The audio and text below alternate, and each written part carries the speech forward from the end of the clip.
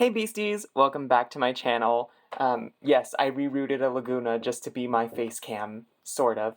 Anyway, I am back with another Monster High G3 review because I got the Target exclusive Coffee Break 2-pack. Yes, it has been confirmed at this point in time that this is currently a Target exclusive, which is a little bit unfortunate because Target is notorious for, like, yes, they're really good at trying to keep scalpers from really ruining things for everyone else in stores, but on their app, it's not the same story. But that was how I was able to get these, was by ordering on the Target app. Like, I was so quick to get them as soon as they popped up on October 1st. I am so excited to get into them, but before we do, be sure to hit that like button and subscribe. Turn on that bell notification so that you don't miss a single thing that I post. So, without further ado, let's get into them. Because this is our first 2-pack from G3 of Monster High, I will be covering the packaging. And also here is the barcode in case you would like to look for them in your Target stores.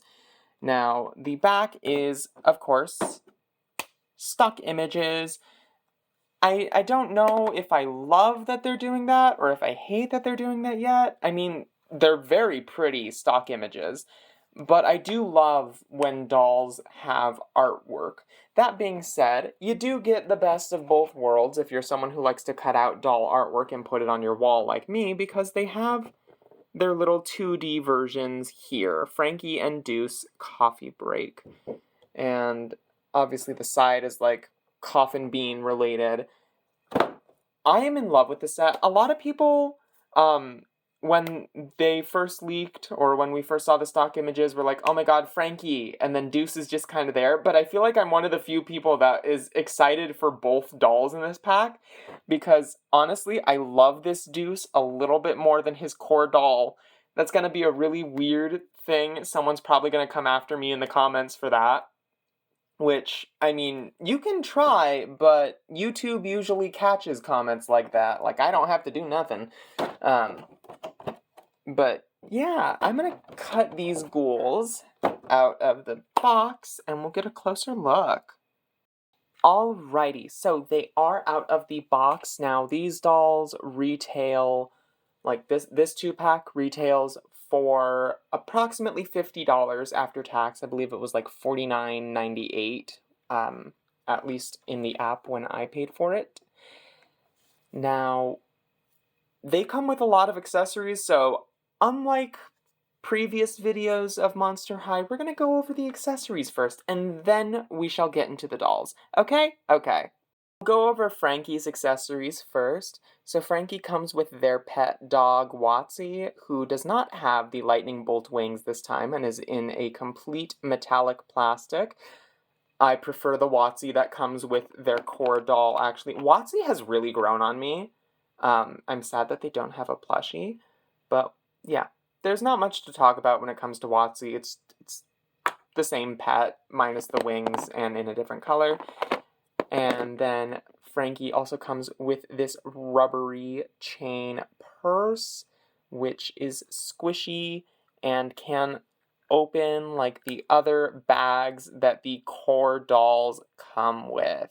You can probably put other things aside from just Frankie's eye coffin in here. Now, Frankie does come with their eye coffin as well, with a new print on it that says order ready, so it's like Ghost Mates is what we shall call it. You know, Frankie's ordering Ghost Mates in class from the Coffin Bean. Gotta love that. And then in terms of the Coffin Bean accessories for the playset, because this does give you accessories for that, here's Frankie's order on the pickup kiosk, which is this nice tombstone coffin with a spiderweb embossing on the back. It's just hollow plastic, but it's cute and I like it, and I can't wait to get the Coffin Bean playset. Like, I don't get very excited about playsets very often, but G3's Coffin Bean, as well as Claudine's dorm room, have me on the edge of my seat. I really want the playsets that come with G3. They're all so cute. Now, then we have Frankie's little, does this open? It looks like it can. Frankie's little spookachino. Oh, it does open. Not that anything can go in there, but they can put the lid on and off, so that is fun for, like, if you're a child, imaginative play. Parents do keep track of the lids to these cups, because I think all of them can come off. You have the same cup with a puppuccino for Watsy in the same mold. It opens as well, but yeah. Also, pardon the fact that one of my fingers is, like, really torn up because, um, again, I did a reroute on Laguna, and, well, on my second Laguna, because I found her at Target, but, yeah, rerouting will do that to your fingers. Now, next drink is for Draculaura. This is her little boba slushie. Now, this print is a sticker decal, so don't get this accessory wet. Although, I guess that applies to all of the drinks here, and all of the accessories in this little 2-pack. Most of them seem to have sticker decals for their details, except for the phone. So don't get the drink cups wet, and don't get the little screen wet, because those are sticker decals. So parents, not a good toy for bath time. I mean, I know Monster High in general you would think would not be a good toy for bath time, but honey, I grew up with these, trust me. Well, I grew up with the original Monster High. Trust me, kids use them as bath toys. So use your judgment. Now, this is the last one, which is for Claudine. This is a transparent plastic, and it opens as well, and it has the little, yeah. And then we have the little drink carrier, which, oh dear, there goes this Bucacino. Very professional of me to drop the drink. Anyway, here is the drink carrier. It has a little skullet in the center. It's very hard to see on camera because it's a transparent plastic. And then, not much else about it. It's got little drips on the side like it's made out of slime. And I think you can fit all 4 drinks in the drink carrier. Ideally, you would be able to. You cannot put the cupcake in. Oh, there goes Claudine's. I'm gonna have to get that when I'm done recording because it has escaped. It has escaped to a location far beyond where my Nevermind it rolled by my foot found it. What is with the drinks and trying to escape today? Okay. Next accessory is this little cupcake. It is not detachable from the plate, and it obviously has a ring with which to be held by a doll, which I love that they do that for these.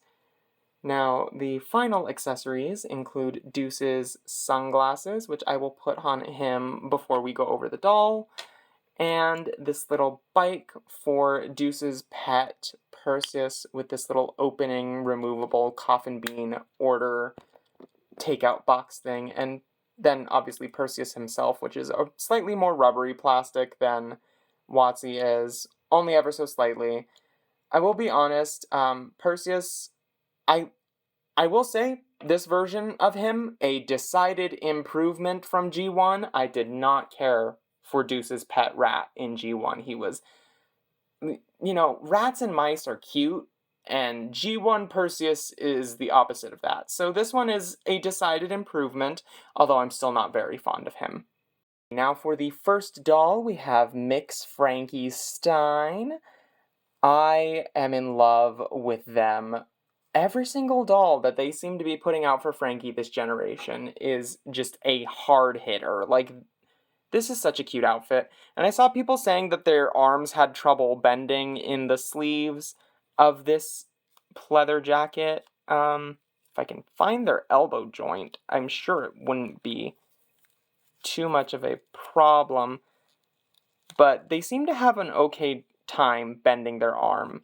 So it's not a very stiff pleather. It's very, very flexible. So there we go. There's their elbow. You just gotta, make sure you're pointing the joint in the right direction, because the pleather will want to bend in a certain place, and it will not want to bend in other locations. But yeah, once you find the elbow in the sleeve, it'll be easier. Now, Frankie is wearing a basically entirely pleather outfit, and I love that for them. This belt I'm not going to talk about because it's the exact same as their core doll, not even in a different color. This tie is apparently from the Collector Beetlejuice, which I keep forgetting exists, but she does. It looks better on Frankie, I'm going to be entirely honest.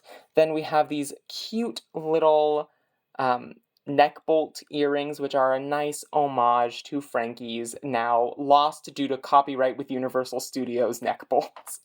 And then we have this silver lightning bolt hair clip, which is cute. Frankie does still have the blue streak of saran in their hair. They have two of them, actually. It's just on the underside now. I will have to wash Frankie's hair off camera, because mine just has really bad box hair. With Coffin being Frankie, for some reason, it's either they have a really bad eye screening or they have really bad box hair. Thankfully, mine seems to have an okay face screening.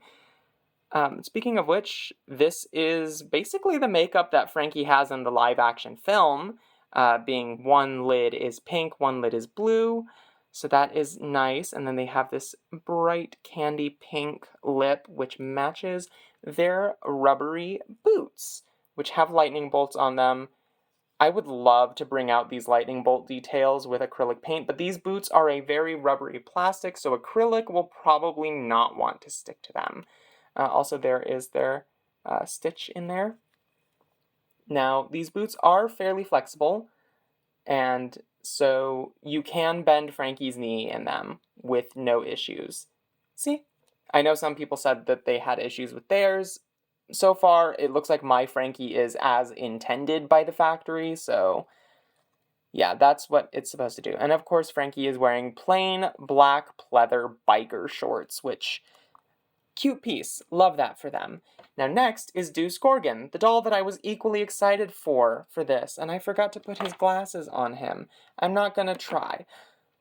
Now, Deuce is polarizing in G3, and I can kinda understand why. I mean, he is drastically different than he was in Gen 2 and Gen 1.